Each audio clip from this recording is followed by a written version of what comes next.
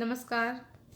स्वागत है आप सभी का मेरे इस चैनल में जिसका नाम है पवित्र ज्ञान। आज मैं आपको जूते चप्पल से संबंधित कुछ जानकारी दूंगी। अगर आपको अच्छा लगे तो आप मेरे चैनल को सब्सक्राइब करें। जूते चप्पल को कभी भी मेन गेट के सामने ना रखें और ना ही जूते चप्पल को मेन गेट के सामने कभी खोलें। जैसे ही आप जूते या चप्पल उतारते हैं तो उसको हमेशा गेट के बाईं ओर उतारें।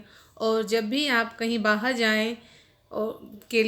जाएं और जूता पहने तो इस बात का ध्यान रखें कि जूता आप सबसे पहले दाईं पैर में पहने।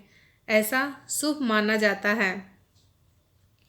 मुख्य द्वार पर जूता चप्पल सामने रखने से नकारात्मक ऊर्जा हमारे घर के अंदर प्रवेश कर जाती है, जिससे हमारे घर में नेगेटिविटी आती है। जूते या चप्पल को हमेशा जोड़ी में रखें। ऐसा माना जाता है जूते या चप्पल को जोड़ी में ना रखना शुभ नहीं होता। जूते या चप्पल कहीं आने जाने के लिए रखते हैं तो उसको तो आप जोड़ी में रखें, साथ ही साथ जिससे आप डेली यूज़ करते हैं उसको भी आप जोड़ी में रखें। इधर उधर बिखरा कर कभी ना रखें।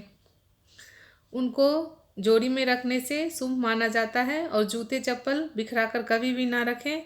अपने घर में जूते चप्पल को सही तरीके से, सही मायने में और प्रॉपर ढंग से रखें। एक ऐसा भी देखा जाता है कि बहुत सी महिलाएं ऐसे भी हैं जो घर में भी चप्पल पहनकर रहती हैं, खाना भी चप्पल पहनकर बनाती हैं। उन्हें मैं कहना चाहूँगी कि जहाँ भी आप खड़े होकर या बैठकर खाना बना रही हैं वहाँ ज़मीन के नीचे कुछ बिछा लें या रख लें, तभी आपको खाना बनाना चाहिए। चप्पल पहनकर आप खाना नहीं बनाएं। ऐसा करने से आप बचें, क्योंकि चप्पल पहनकर खाना बनाने से खाना में नकारात्मक ऊर्जा मिल जाता है और जिसको खाने से घर के सदस्य अक्सर बीमार और परेशानियों में घिरे रहते हैं। जूते या चप्पल उतारकर खाना चाहिए। यह पूरी तरह से संभव नहीं हो सकता, क्योंकि आप ऑफिस या स्कूल में तो जूते नहीं उतार सकते ना, लेकिन आप घर पर जब भी खाने के लिए बैठे तो जूता चप्पल उतार के आराम से हाथ धोकर ही खाएं। जिस किसी भी व्यक्ति के ऊपर शनि ग्रह चल रहा हो या शनि की साढ़े साथी चल रही हो तो उन्हें अपने पुराने जूते या चप्पल किसी को दान में नहीं देना चाहिए।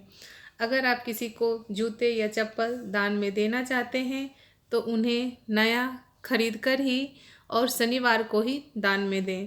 पुराने शूज़ जो हमारे नीचे से घिस जाते हैं लेकिन ऊपर से बिल्कुल ठीक ठाक दिखते हैं, तो इस तरह के शूज़ को ना पहनें।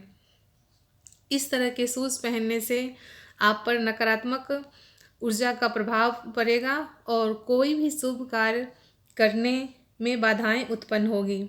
शूज़ के साथ साथ आप सॉक्स का भी ध्यान रखें।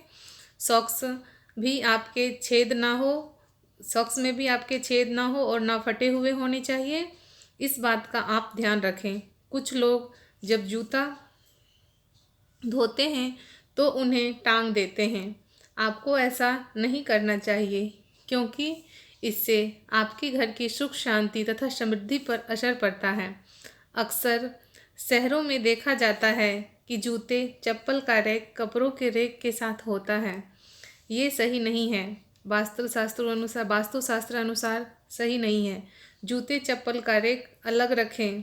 हमारे वास्तुशास्त्र अनुसार अगर आपके घर पूर्व दिशा की तरफ हैं तो जूते चप्पल का रैक दक्षिण पश्चिम कोण में रखें। जूते चप्पल का रैक कभी भी उत्तर पूर्व के कोने में ना रखें। उत्तर पूर्व के कोण को ईशान कोण कहा जाता है और इसे भंडार कोण भी कहा जाता है। इस कोण को बहुत ही पवित्र माना जाता है, इसीलिए आप इस कोण में कभी भी जूता चप्पल ना रखें। बेडरूम में भी आप जूता चप्पल ना लेके जाएं, क्योंकि बेडरूम में जब हम जूता चप्पल उतारते हैं तो जूते चप्पल के माध्यम से हमारे घर में कीटाणु प्रवेश कर जाती है। जिससे घर के स्वामी या घर के अन्य सदस्यों को बीमारी या परेशानी हो सकती है। जूते चप्पल इधर उधर बिखराकर घर में ना रखें। ऐसा माना जाता है कि जिस तरह जूते चप्पल घर में बिखरे होते हैं, उसी तरह घर के सदस्य आपस में लड़ाई झगड़े करके बिखर जाते हैं।